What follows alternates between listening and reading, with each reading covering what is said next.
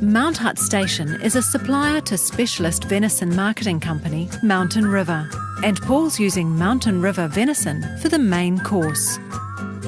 So today we're cooking South American flatbread. So to start, it's got around about 400 grams of flour here, and I've sifted it a couple of times. The lighter you get it, the better the bread will be. Okay, and then we're going to add the polenta, and then we're going to make a well in the middle. Okay, next goes in the buttermilk. We've got some boiled water, and we're just going to put it into there. Now it's just a case of mixing it around and bringing it to a dough. There we go, I'm going to put this away for an hour. If there's a lot of moisture on the protein or on the venison, that will turn to steam before it starts to seal and caramelise, so we just want to take that moisture off. So we're going to cut this into 4 portions. We just take our knife and we trim off the sharp edges. I'm going to cut off this tail end piece here that's a lot thinner, and all I'm doing is looking for something that's going to cook evenly all the way through. I'm just going to take some sea salt and just grind some fresh milled pepper all over, some avocado oil, and then we're just going to roll it through. This is a little Japanese method. When I was an apprentice working in a Japanese restaurant, we were always taught to season the meat with salt, pepper and oil rather than pour a whole lot of oil in the pan. There's Oregon trees lining the driveway, so I've gone and snapped some twigs off, which we've got here, and we're going to go and throw that into our charcoal barbecue. And in the US, the chefs tend to use spruce when they're cooking with venison. I've left the outside with no charcoal at all. And this gives me the ability to be able to move the venison in and out, okay? Venison likes to be nicely and quickly sealed, and then it likes to, have a nice delicate hand when it comes to cooking. We're going to give it the smoked honey lacquer. And the easiest way to do it is just put some avocado oil into the honey, take a pastry brush, and just give the two a really good mix. So now the honey's starting to drip down into the Oregon and down into the charcoal. We're getting all that lovely flavour. And just pull it over to the side, and we're just going to let the venison sit. You can see here it's quite spongy.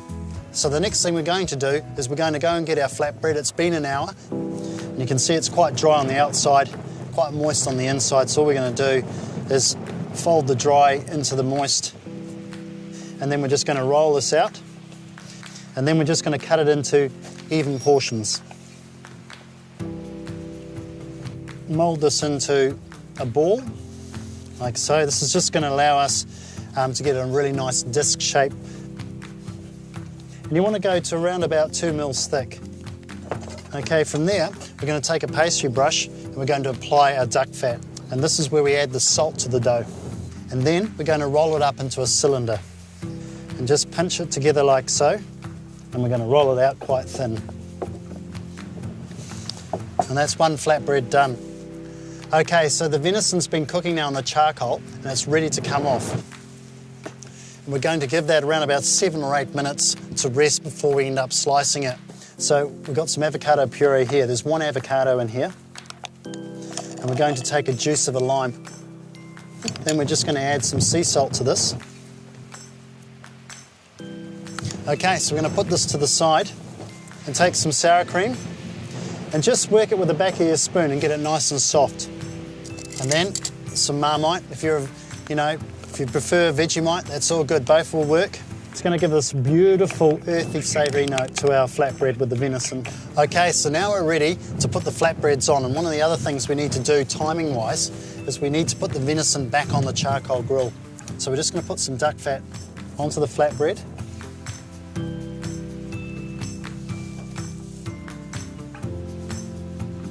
There we go. Beautifully cooked venison. And then I've got some pickled cabbage, which you can easily get in the supermarket. Of course, I've made my own. Little tiny dollops of the Marmite cream onto the pizza. The heart of the celery is lovely and sweet. You wouldn't want to eat the leaves off the outside, they're very bitter. But if you put this in, venison loves celery. We need to just give it a little bit of a kick, a little bit of surprise when you tuck in, and to do that, we use a little bit of Tabasco chipotle sauce.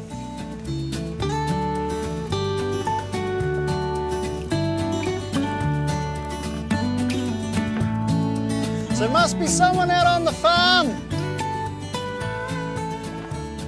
Okay, boys, didn't take you long to come in, did it? No. Eh? They can eat like this on the farm Just- so often. Shall I try a piece?